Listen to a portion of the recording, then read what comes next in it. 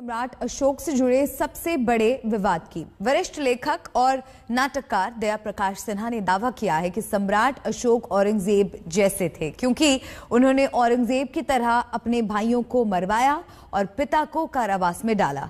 सम्राट अशोक पर इन बयानों से बड़ा सियासी विवाद खड़ा हो गया है।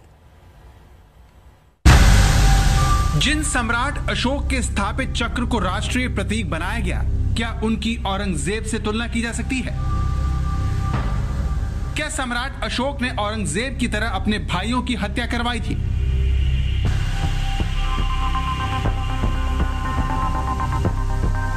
अखंड भारत के निर्माता माने जाने वाले सम्राट अशोक पर इन सवालों की वजह पद्मश्री से सम्मानित दया प्रकाश सिन्हा है।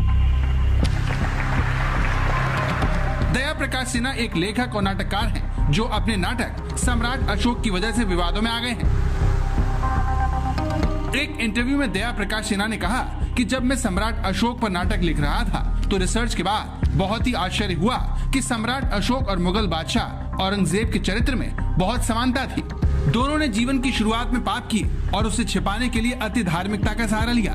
दोनों ने अपने भाइयों की हत्या की और अपने पिता को कारावास में डाल दिया।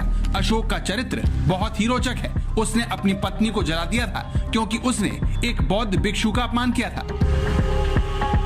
सम्राट अशोक के बारे में दया प्रकाश सिन्हा की इस विवादित टिप्पणी का बिहार में विरोध होना शुरू हो गया है और उनसे पद्मश्री वापस लेने की मांग भी हो रही है।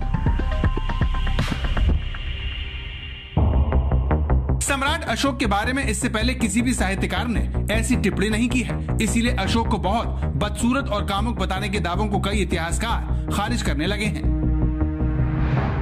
सम्राट अशोक की तुलना औरंगजेब से करना अत्यंत ही हास्यास्पद प्रतीत होता है। सम्राट अशोक को एशिया ही नहीं बल्कि पूरे संसार का सर्वश्रेष्ठ सम्राट माना जाता है।